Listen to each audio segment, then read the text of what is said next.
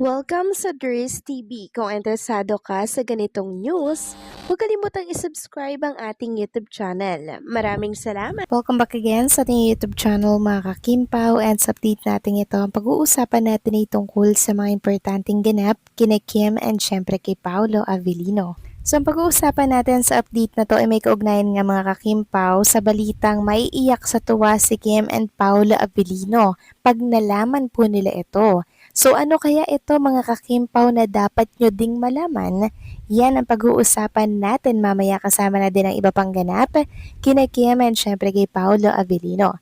Pero bago po ang lahat, maraming salamat po sa inyong patuloy na pag-support at pagsubaybay sa mga daily update natin. Kaya naman bilang pasasalamat, narito po ang isang napili kong komento patungkol ito sa naging previous update. Mula ito kay Ginang Norma Dayag. Sabi niya, there's TV to hell with this MMJ na nag-comment kay Paolo about all these past mega issues about him. Diyos na ang bahala sa'yo, much more to this yeyeye na sinasabi na, ayan, di ko na lang babasahin daw si Kimi, yung kung hindi siya tutuluyan ni Paolo kasi may GF daw si Paolo na non-showbiz. Di na natakot sa mga sinasabi niya kay Kimi.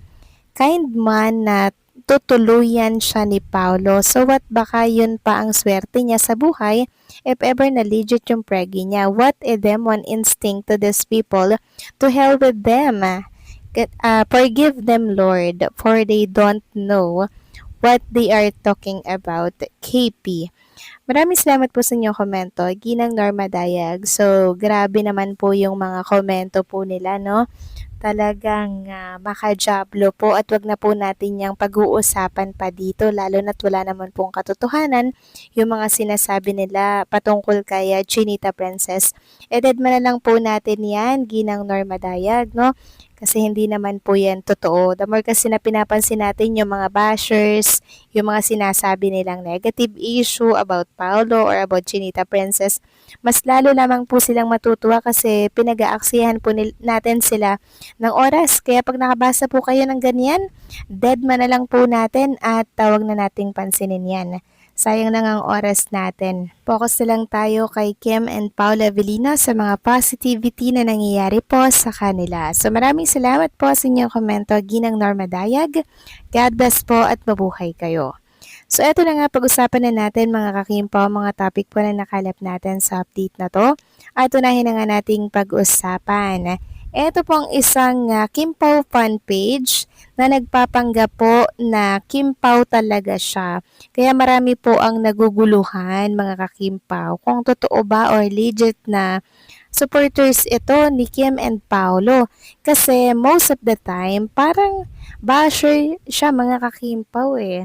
Sabi nga dito sa post niya na talaga namang kinaloka po ng lahat. Siguro si Kimi single talaga siya. Yung kay Kimi and Pao friends lang talaga sila. Si Pao kasi may anak na hindi niya na priority na may partner. Anak niya na yung priority niya. Si Kimi naman nagpa-praise na daw ng egg mga kakimpaw.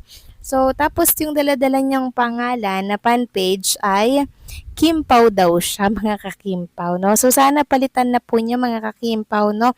Yung pangalan po ng kanyang page kasi mukhang bashers naman po siya ni Kim and Paolo. Kinonfirm na nga po ni Chinita Princess yung lagay ng status or current status po ng kanyang puso. Abay, may ganito pa rin po sila mga kakimpaw na para bang hindi pa natag. Yung mismong si Kim na nga nag-confirm ng current status ng kanyang puso. Abay, may mga nega pa rin na naglalabasan ngayon. Basta deadman na lang natin yung ganitong page yung Kimpaw fan page daw. Tapos nega naman yung mga kinakalat na issue. So wag tayong mag-follow sa ganyan, mas stress lang tayo. Samantalang pag-usapan naman natin ang tungkol dito sa headline natin na maiiyak sa tuwa si Kim and si Paolo Avellino pag nalaman ito. Ano kaya yan mga kakimpaw? Na dapat nyo din pong malaman. So mga fans club kasi mga kakimpaw ay hindi lamang po pag-support ang ginagawa kay Kim and kay Paolo. Bagkos nagiging blessings din talaga sila sa ating mga kapwa na talaga naman pong nangangailangan.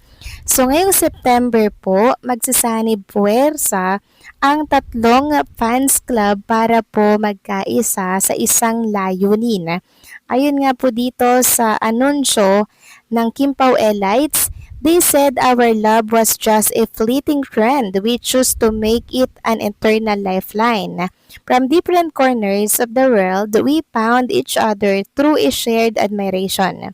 But today, Kim Pao Elites is joining hands with Kim Pao International and Kim Pao Abroad Warriors for something much bigger than ourselves. We are turning our collective joy into comfort for those who need it most. So tatlo po silang magsasanib puwersa para po makapagbigay ng tulong sa mga nangangailangan. Every plan is set, every detail is locked. Now, all we need is you. If you have ever felt your heart full from being a part of this family, we invite you to share that warmth. Please look at the banner and scan the QR code to donate whatever amount you can. No act of kindness is ever too small. Bound by love, united for hope, Kim Pao across the globe, true royalty doesn't just wear a crown, it lifts other up. So ayan mga kakimpaw, meron silang charity collab na mangyayari po mga kakimpaw this September. Yung date to be announced pa po, yung date and time to be announced pa po mga kakimpaw. Ito po ay Kalahunan Dumping Site Outreach. So, benefiting local scavenger families and workers at Kalahunan Dumping Site. The September date and time to be announced.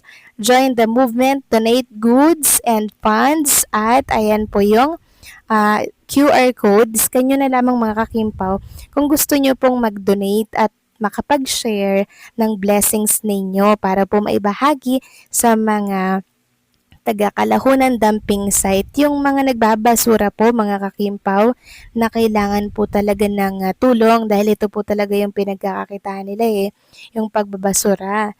Kaya naman kung bibigyan natin sila ng konting tulong, abay syempre mapapasaya natin sila kahit nasabihin po na konting blessings lang yun, abay malaking tulong na rin po yun para sa kanila mga kakimpaw.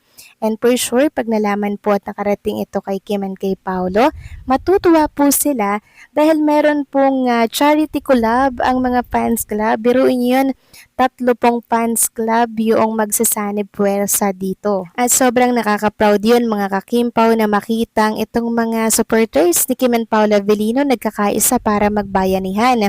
Hindi lang pagsuporta talaga yung ginagawa nila kay Kim and kay Paolo, bagkus ay nagiging blessings din sila para sa mga kababayan natin na talaga namang nangangailangan po.